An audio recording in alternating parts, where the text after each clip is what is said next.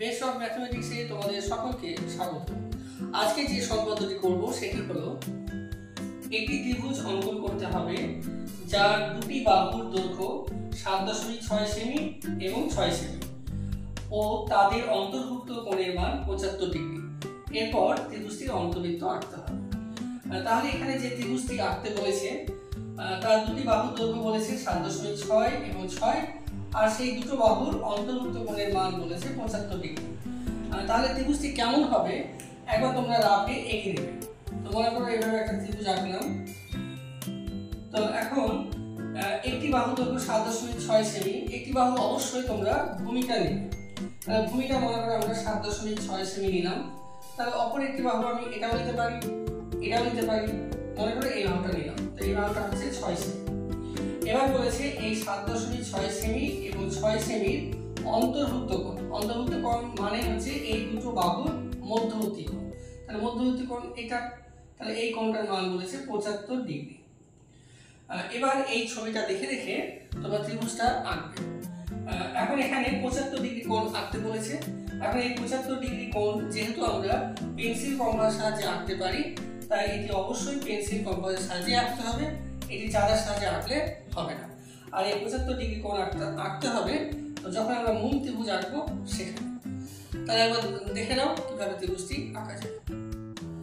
আমি এখানে স্কেলের সাহায্যে প্রথমে 7.6 সেমি রেখাংশ এবং 6 সেমি রেখাংশ এঁকে রেখেছি। এরপর যেখানে আমরা মূল ছবি আঁকবো সেখানে যে কোনো একটি রেখাংশ আমি নিয়েছি bx। এটির নাম আমরা bx না বলে অন্য কিছু নাম বলতে পারতাম, আমি দিয়েছি bx। এবার প্রথম কাজ হচ্ছে তোমাদের এই পেন্সিল কম্পাসের সাহায্যে 7.6 সেমির মাপ নিতে হবে। তাহলে আমরা পেন্সিল কম্পাসের সাহায্যে 7.6 সেমি মাপ নিচ্ছি।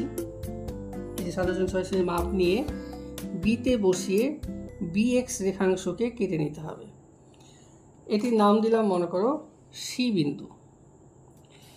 এবার এই বি বিন্দুতে 75 ডিগ্রি কোণ আঁকতে হবে। তা 75 ডিগ্রি কোণ আঁকার জন্য প্রথমে তোমাদের 90 ডিগ্রি কোণ আঁকতে হবে। তাহলে আমরা এখানে প্রথমে 90 ডিগ্রি কোণ এঁকে। এখন আগের পর্বে যেহেতু 90 ডিগ্রি কোণ এঁকে দেখিয়েছি তাই এখানে আর দেখালাম না। এই বি বিন্দুতে তোমরা 90 ডিগ্রি কোণ এঁকে নেবে। আমি বি বিন্দুতে 90 ডিগ্রি কোণ এঁকেছি। এখন বলি 75 ডিগ্রি কিভাবে আঁকবে। এখন 90 ডিগ্রি হচ্ছে তোমার এখান থেকে এইটুকু, যে এই জায়গাটা হচ্ছে তোমাদের 90 ডিগ্রি। তাহলে অবশ্যই এখান থেকে এটা 60 ডিগ্রি তো হচ্ছেই, আর এখান থেকে এটা 30 ডিগ্রি। তাহলে আমরা যদি এই 30 ডিগ্রি, এই যে এই জায়গাটা 30 ডিগ্রি, এই 30কে যদি আমরা অর্ধেক করি তাহলে আমরা 15 ডিগ্রি পাবো, আর 60 আর 15 হবে 75। তাই তোমাদের কাজ হবে এই 30 ডিগ্রি অর্থাৎ এই বিন্দু আর এই বিন্দু এটাকে সমদ্বিখণ্ডিত করতে হবে। তাই একবার কম্পাসকে একবার এখানে বসিয়ে বৃত্তচাপ আঁকতে হবে আর একবার এখানে বসিয়ে।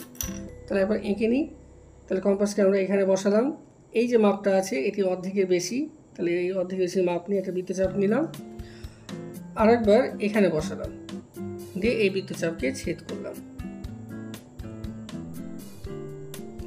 তাহলে আমরা এই ছেদ বিন্দু আর বি বিন্দু যোগ করলে পরে 75 ডিগ্রি কোণ পাবো।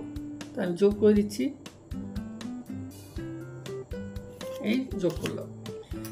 এবার আমরা 6 সেমির মাপটা নিব। তাই 6 সেমির মাপটা নিচ্ছি।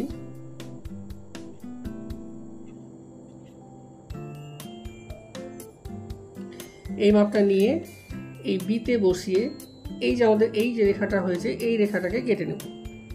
তো এখানে কেটে নিলাম। এই বিন্দু নাম দিলাম আমরা এ। তাহলে এখন এ বিন্দু আর সি বিন্দু যোগ করলে আমরা ত্রিভুজটি পাব। তাহলে এ বিন্দু আর সি বিন্দু যোগ করে এসি রেখাংশ পেলাম এবং ত্রিভুজটি পেলাম এ বি সি, যার বিসি বাহুর দৈর্ঘ্য 7.6 সেমি, এবি বাহুর দৈর্ঘ্য 6 সেমি এবং এ বি সি কোণ অর্থাৎ এই 6 সেমি এবং 7.6 সেমি অন্তর্ভুক্ত কোণ, এই কোণটা 75 ডিগ্রি। এবার এই ত্রিভুজটির অন্তবৃত্ত অঙ্কন করতে হবে। তো অন্তবৃত্ত অঙ্কন করার নিয়ম হচ্ছে যে কোনো দুটি কোণকে সমদ্বিখণ্ডিত করতে হবে। তা মনে করো আমরা বি বিন্দুতে একটি কোণ আঁকবো আর সি বিন্দুতে। বি বিন্দুতে কোণ তো আঁকাই আছে, তাহলে এখন এই কোণটাকে সমদ্বিখণ্ডিত করতে হবে। এখন বি বিন্দুর এই কোণের এক প্রান্ত এখানে বসালাম, দিয়ে অর্ধেকের বেশি মাপ, এই যে মাপটা আছে এটা অর্ধেকের বেশি হয়েছে, এই মাপটা নিয়ে একটি বৃত্তচাপ আঁকলাম। এখন এই একই মাপ নিয়ে এখানে বসাবো। তখন এখান থেকে এইটুকু হচ্ছে তোমাদের 75 ডিগ্রি, তাই এবার আমরা এখানে বসাচ্ছি, দিয়ে আগের বৃত্তচাপকে ছেদ করব। তাহলে আমরা এই ছেদ বিন্দু এবং বি বিন্দু যোগ করে দেব। যোগ করলে আমরা বি কোণের সমদ্বিখণ্ডক পাব। তাহলে আমরা এই ছেদ বিন্দু এবং বি বিন্দু যোগ করে একটু বাড়ি দিলাম, তাহলে এই রেখাংশই হলো বি কোণের সমদ্বিখণ্ডক। এবার আমরা সি বিন্দুতে একটি কোণ আঁকব। তাহলে যে কোনো একটা বৃত্তচাপ নিলাম, নিয়ে সিতে বসিয়ে একটি কোণ আঁকলাম। এখন এই কোণটাকে সমদ্বিখণ্ডক করব। তাহলে এক প্রান্তে বসালাম কম্পাসকে, যে মাপটা নিয়ে বৃত্তচাপ আঁকলাম সেটা অবশ্যই অর্ধেকের বেশি, ওই মাপটা নিয়ে আমি বৃত্তচাপ এঁকে দিলাম। এবার ওই একই মাপ নিয়ে এই প্রান্তে বসাচ্ছি আর দিয়ে আগের বৃত্তচাপকে ছেদ করছি। তাহলে এখন এই ছেদ বিন্দু আর সি বিন্দু যোগ করে বাড়ি দেব। তাহলে আমরা এই ছেদ বিন্দু এবং সি বিন্দু যোগ করে বাড়িয়ে দিলে সি কোণের সমদ্বিখণ্ডক পেলাম। এবার লক্ষ্য করো, এই বি কোণের সমদ্বিখণ্ডক এই রেখাংশটি এবং সি কোণের এই সমদ্বিখণ্ডকটি এখানে ছেদ করেছে। তাহলে এই বিন্দুর নাম আমরা দিলাম ও, এবং এটি হলো আমরা যে অন্তর্বৃত্ত অঙ্কন করব তার কেন্দ্র। এবার এই ও বিন্দু থেকে এই বিসি রেখাংশের উপর একটি লম্ব অঙ্কন করব। সেই জন্য সবচেয়ে ভালো হয় খাতাটাকে আমি ঘুরিয়ে দিলাম, নিয়ে এবার কম্পাসকে ও বিন্দুতে বসাচ্ছি,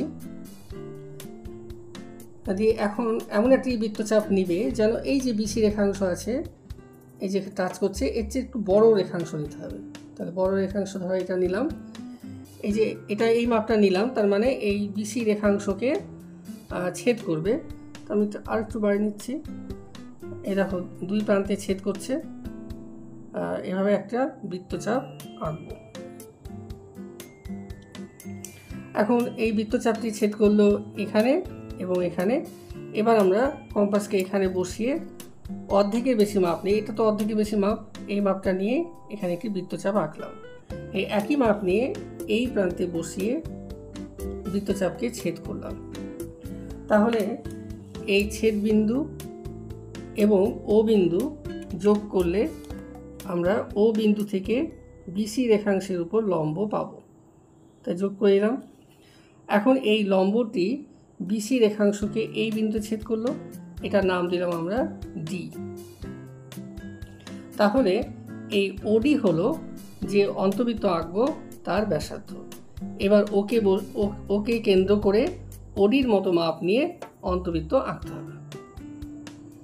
তাহলে আমরা পেন্সিল কম্পাসকে ওতে বসালাম, এই ওডির সমান মাপ নিলাম, এই যে মাপটা নিলাম এই মাপটা নিয়ে অন্তর্বৃত্ত আঁকবো এবং তিনটি রেখাংশকে টাচ করবে। তাহলে এখানে টাচ করেছে, এভাবে এই বৃত্তটা আঁকছি এভাবে। আচ্ছা, এবার খাতাটাকে একটু ঘোরাচ্ছি, দেখো তো এই রেখাংশকেই টাচ করলো, এই যে এখানে টাচ করছে, আবার বাড়িয়ে দিচ্ছি, ঘুরিয়ে নিলাম, আবার কম্পাসকে এখানে বসালাম, এটা করলাম, এই রেখাংশকে টাচ করলো, অর্থাৎ তিনটে বাহুকেই টাচ করলো। তাহলে এটি হলো অন্তর্বৃত্ত। তা তোমরা বারবার প্র্যাকটিস করে দেখবে তিনটে বাহুকে যেন টাচ করে, তিনটে বাহুকে না টাচ করলে একটু বাড়িতে প্র্যাকটিস করলেই হবে। তাহলে দেখো এভাবে অন্তর্বৃত্ত হলো। এবার তোমরা চিত্র এঁকে দেবে, চিত্র লিখে নেবে। তাহলে তোমরা এভাবে চিত্র লিখবে, ত্রিভুজ এ বি সি এর ও কেন্দ্রীয় একটি অন্তর্বৃত্ত। আর এখানে এই যে বিতে যে 75 ডিগ্রি কোণ আঁকার সময় এই রেখাংশটি আমরা বাড়িয়ে দিয়েছিলাম, এখানে একটা নাম দেওয়া উচিত, এখানে নাম দিলাম আমরা ও। তাহলে এইভাবে আজকে 1-2 নম্বরটি হলো। আগামী পর্বে তারপরের অঙ্কটি নিয়ে আলোচনা করব। তোমরা দেখতে থাকো। Thank you.